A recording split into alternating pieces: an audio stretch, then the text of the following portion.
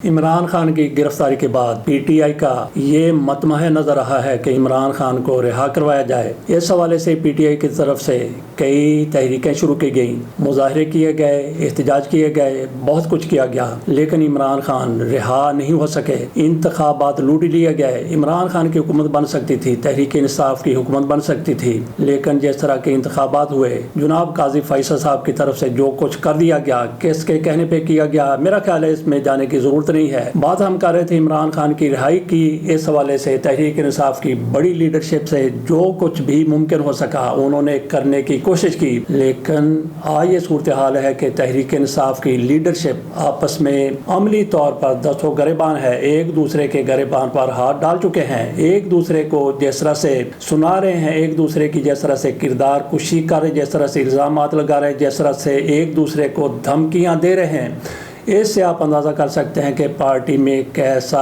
اتفاق ہو سکتا ہے، کیسا اتحاد ہو سکتا ہے۔ اس طرح کی صورتحال ہو تو سوال ہی پیدا نہیں ہوتا کہ پارٹی کے اندر اتفاق رہے، اتحاد رہے۔ یہاں پہ علی امین گنڈاپور آئے، لاہور میں آئے، اپنے ساتھیوں کو ساتھ لے کے آئے، کئی ان کے ساتھ پارلیمنٹرین تھے اور دوسرے لوگ بھی تھے۔ یہاں پہ آفریدی کے گھر میں وہ ٹھہرے، مرزا آفریدی، لیکن اس پر شدید تنقید کی گئی۔ لاہور میں علی امین گنڈاپور کی طرف سے ایک پریس کانفرنس بھی کی گئی، اس میں لیڈرشپ ان کی موجود تھی، اس میں ان کی طرف سے کہہ دیا گیا کہ 90 روز میں عمران خان کی رہائی کو ممکن بنائیں گے، ہم احتجاج کریں گے، ہم مظاہرے کریں گے۔ 90 دن کا انہوں نے ایک ٹارگٹ دے دیا۔ عمران خان کی طرف سے کہا گیا تھا کہ 5 اگست جب میرے قید کو 2 سال ہو جائیں گے تو اس موقع پر آپ نے تحریک چلانی ہے، آپ نے احتجاج کرنا ہے، مظاہرے کرنے ہیں۔ علی امین گنڈاپور کی طرف سے کہہ دیا گیا کہ 90 روز میں عمران خان کو رہا نہ کیا گیا تو ادھر کی دنیا ادھر کر دی جائے گی، بتا دیا جائے گا کہ پھر ہم نہیں یا پھر تم نہیں، آر ہوگا یا پار ہوگا۔ یہ علی امین گنڈاپور کی طرف سے کہا گیا۔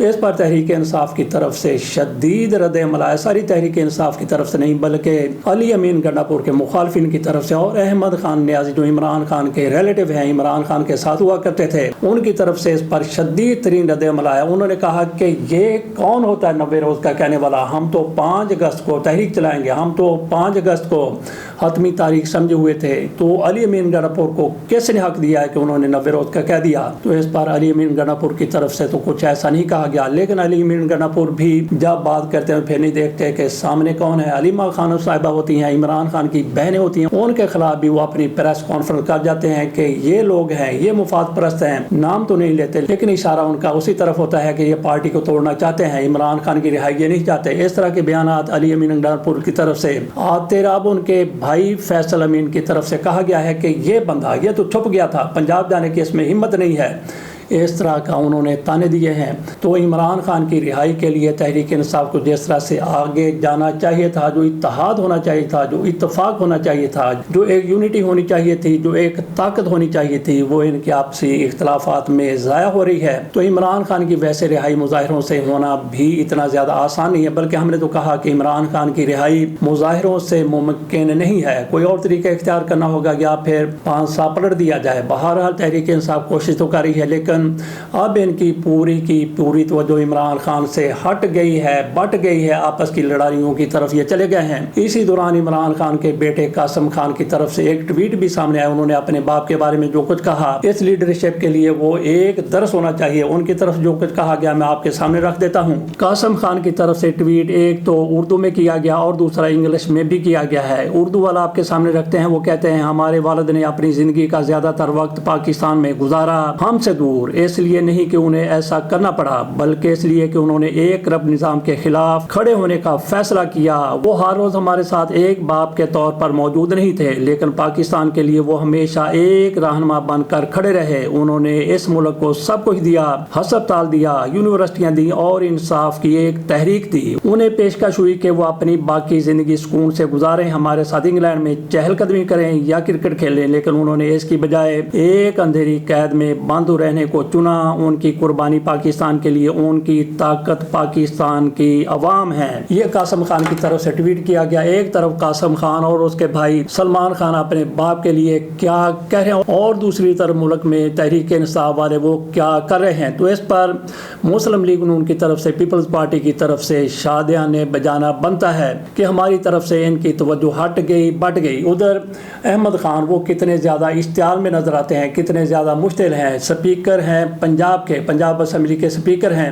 उनकी तरफ से 26 अरकान PTI के बारे में कहा गया है कि मैं इनको निकाल के दम लूँगा। उनकी तरफ से इलेक्शन कमीशन को रेफरेंस भेजा जाना था। उन्होंने पहले कहा कि मैं खुद समाअत करूँगा, फिर उन्होंने कहा कि सारी कार्रवाई लिखत पढ़त में आएगी। उन्होंने कहा कि इनसे लिख के सारा कुछ लिया जाएगा। तो आज उनकी तरफ से कहा गया है कि ये वो लोग हैं, वो बड़े गुस्से में नजर आते हैं। अहमद खान साहब यूँ लगता है कि जैसे अभी वो अपना सर पीटने लग जाएंगे, अपना चाटा खिला रहेंगे। तो ये सारा कुछ उनकी तरफ से क्यों किया जा रहा है, क्यों कहा? उनकी तरफ से ये बयान सामने आया है कि ये वो लोग हैं जिनकी तरफ से मरियम नवाज शरीफ साहिबा की तकरीर के दौरान नाज़ेबा अल्फाज इस्तेमाल किए गए। तो इस पर अहमद खान साहब कितने ज़्यादा खफा हो गए, कितने ज़्यादा गुस्से में आ गए। जैसा कि हमने कहा कि अपना सर पीट रहे हैं, पागलों की तरह वो हो गए हैं कि मरियम नवाज शरीफ साहिबा के हवाले से इन लोगों की तरफ से गलत अल्फाज इस्तेमाल किए गए, नाज़ेबा अल्फाज इस्तेमाल किए गए, तो इनको किसी सूरत माफ़ नहीं किया जाएगा। यहाँ पे हमने बात करनी है कि साजिद नवाज जिन्होंने मरियम नवाज शरीफ साहिबा के बारे में जो कहा वो नाकाबिले बर्दाश्त है, नाकाबिले कबूल है, लेकिन उनको माफ़ कर दिया गया। क्या अरकान असम्बली की तरफ से 26 जिनके ये खिलाफ हो गए हैं, क्या उन्होंने कुछ ऐसा कहा था मरियम नवाज शरीफ साहिबा को? बिल्कुल नहीं कहा था। लेकिन ये सियासी मामलात हैं, सियासी इंतकाम है। उन्होंने ज़रूर मरियम नवाज शरीफ साहिबा के ख़िलाफ़ कोई नारे लगाए होंगे, कोई बात की होगी, लेकिन ऐसा किसी सूरत नहीं कहा होगा जैसा इन साहब की तरफ से किया। लेकिन इनको माफ़ कर दिया गया। आज उनकी बायाबी भी हो जाएगी।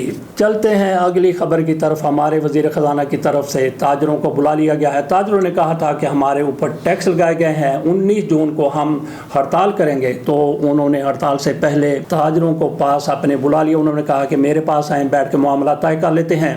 तो ये देखिए कि ताजरों का जोर, ताजरों की ताकत की ये बंदा झुक गया, हुकूमत झुक गई, उसके सामने घुटने टेक दिए।